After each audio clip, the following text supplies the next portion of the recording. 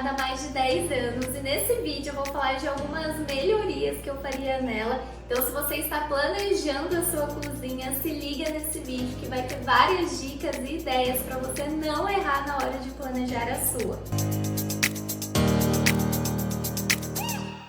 Oi gente, tudo bem? Para quem não me conhece ainda, meu nome é Daniele Olgado, eu sou arquiteta e hoje estou aqui na cozinha, que foi o meu primeiro projeto há mais de 10 anos, juntamente com o meu pai. Eu já gravei um vídeo mostrando melhor aqui o espaço, para quem ainda não viu ele e quiser assistir, eu vou deixar o link aqui na descrição. Como essa cozinha já tem um tempinho aí, né, hoje eu já faria algumas adequações nela, mas no sentido de dar um upgrade mesmo, porque aqui a cozinha é bem espaçosa, iluminada, super funcional, com acabamentos mais neutros, que acaba deixando o espaço mais atemporal também. Mas se você está planejando a sua cozinha hoje, é importante você se atentar aí em alguns detalhes para que você tenha um espaço mais bonito e funcional. A primeira coisa que eu mudaria aqui nessa cozinha é o piso. Aqui a gente tem um porcelanato polido e esse tipo de acabamento nem é recomendado para áreas molhadas, tá?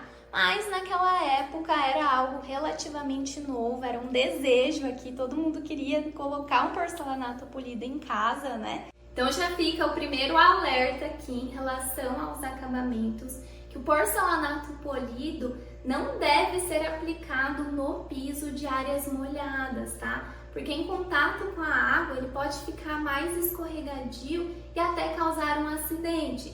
Então, para piso de áreas molhadas, sempre coloque aí um porcelanato com acabamento acetinado ou natural. Aqui a gente tem o porcelanato com acabamento acetinado na área da churrasqueira, ó, que eu particularmente prefiro mais essa estética. Tá vendo que a gente consegue ver o reflexo aqui da luz, né, mas sem muita nitidez.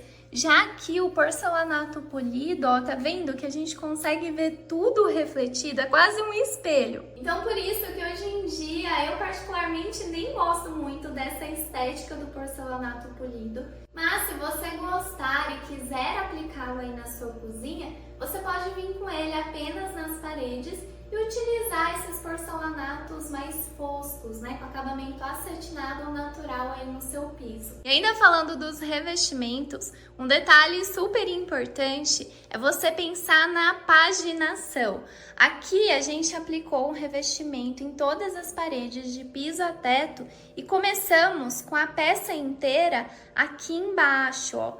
Mas tá vendo que aqui perto da bancada a gente ficou com esse recorte, um rejunte aqui bem próximo da bancada? Pode parecer um detalhe bobo, né? Mas hoje em dia, em todos os projetos de interiores, nós especificamos o assentamento dos revestimentos das paredes, começando aqui pela bancada para não ter nenhum recorte e assim a gente conseguir um resultado mais elegante também. E hoje em dia eu também prefiro, ao invés de fazer essas faixas verticais que acabam segmentando o espaço, eu prefiro colocar um revestimento de destaque aqui entre a bancada e o armário superior. E aqui já vai outra dica que pode até te trazer economias na obra.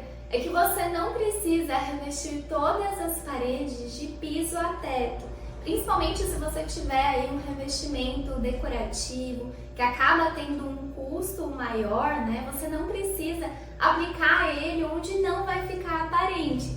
Então, se você quiser ter uma proteção a mais aí contra a umidade, revestir todas as paredes e tiver uma marcenaria sob medida, você pode aplicar uma cerâmica branquinha mais em conta, onde você vai ter os seus armários e vir com esse revestimento de destaque apenas onde ele vai ficar à mostra, normalmente aí entre a bancada e o armário superior. Nessa cozinha a gente não tem os armários superiores até o teto, porque o pé direito é bem alto, tem 3 metros aqui, então a gente finalizou com os armários com 73 centímetros de altura, se eu não me engano.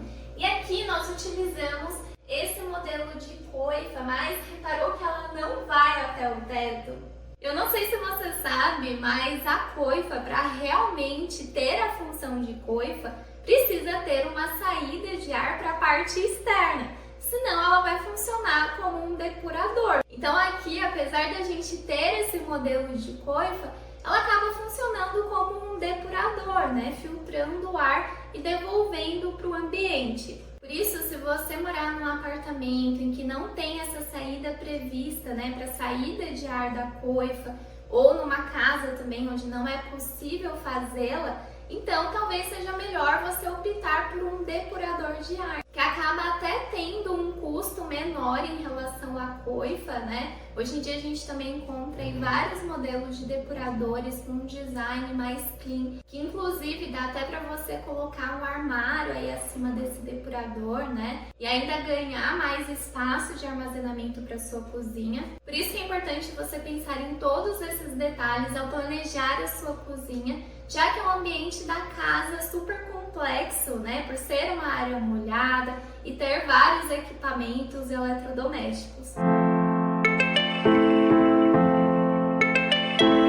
Aqui a gente tem uma área de bancada bem generosa, né? E isso é excelente para a cozinha, então é sempre importante a gente ter aqui ao lado do cooktop e da pia pelo menos uns 60 centímetros aqui de bancada para te servir como um apoio. E nessa área da pia aqui, para deixá-la mais funcional e elegante, hoje em dia eu já colocaria uma lixeira embutida aqui na bancada, então eu estenderia essa parte da área seca até o final.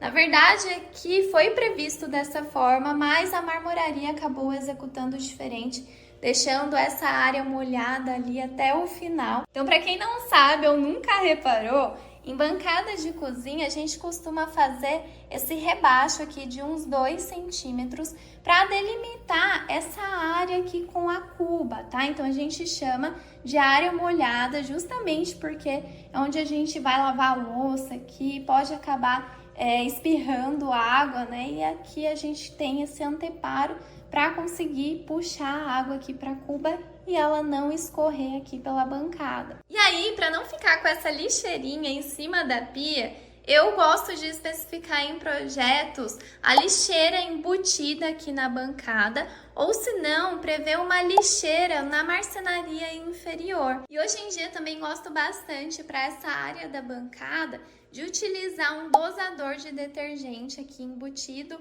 na pedra e também uma calha úmida, um canal equipado aqui para a gente deixar a louça escorrendo e não precisar utilizar esses modelinhos aqui de escorredor de louça. E ainda falando da bancada, outro detalhe que pode até te trazer economias e você vai conseguir um visual mais clean e elegante para sua cozinha, é você fazer a sua bancada sem a saia. Aqui a bancada tem uma saia com 7 centímetros, que é o que normalmente costumava se utilizar, tá? Então a saia, esse acabamento frontal que dá a sensação de que a pedra é mais espessa, mas hoje em dia tá usando muito a bancada com a própria espessura da pedra, tem aí uns 2 centímetros. E assim você acaba ganhando mais espaço para os seus armários também. Então essa saia você pode fazer do tamanho que quiser, tá? Mas pensa que quanto maior ela for, você vai ter menos espaço de armário aqui. Isso vale para o frontão também, tá? Então aqui a gente pode fazer ele da altura que a gente quiser, mas se você tiver um revestimento na parede, não tem a necessidade de colocar ele, tá? Você pode vir somente aqui com a bancada e dar um arremate aqui com o próprio revestimento da parede. E para finalizar esse vídeo, outro item super importante que você deve se atentar aí ao planejar a sua cozinha é em relação à iluminação. Inclusive já tem vídeo falando somente sobre isso aqui no canal, também vou deixar o link dele aqui na descrição. Então aqui, como a gente tem apenas a iluminação geral aqui no teto, quando a gente está preparando algo na bancada, nosso próprio corpo acaba projetando uma sombra aqui. Então, para a cozinha, é essencial que a gente tenha uma iluminação acima das bancadas, para que a gente consiga ver bem o que a gente está fazendo aqui. Então, nesse caso aqui, eu colocaria 2 pendentes acima dessa mesa e também uma iluminação de apoio abaixo aqui desses armários superiores. Eu costumo embutir um perfil de LED aqui para iluminar bem essa área aqui da bancada. E aqui, como a gente tem a janela, daria para a gente utilizar luminárias ali no teto mesmo, ou se não, arandelas, né? Daria para a gente colocar aqui uma arandela articulada para conseguir direcionar aí a luz conforme a necessidade. E outra melhoria que daria para fazer aqui também em relação à marcenaria é que aqui nesse canto a gente tem essas portinhas, né, com prateleira, que acaba dificultando um pouco o acesso às coisas que estão lá no fundo. Então, hoje em dia, a gente encontra, acho que naquela época já tinha também a prateleira giratória, que assim a gente consegue visualizar, acessar tudo com facilidade. Mas esses são detalhes aí que acabam aumentando o custo da sua marcenaria. Então, por isso que é importante, ao fazer o orçamento, você analisar tudo que está incluso aí nessa marcenaria, principalmente as ferragens. E para que você tenha uma maior vida útil aí da sua marcenaria, também é interessante você utilizar amortecedor em todas as portas e gavetas.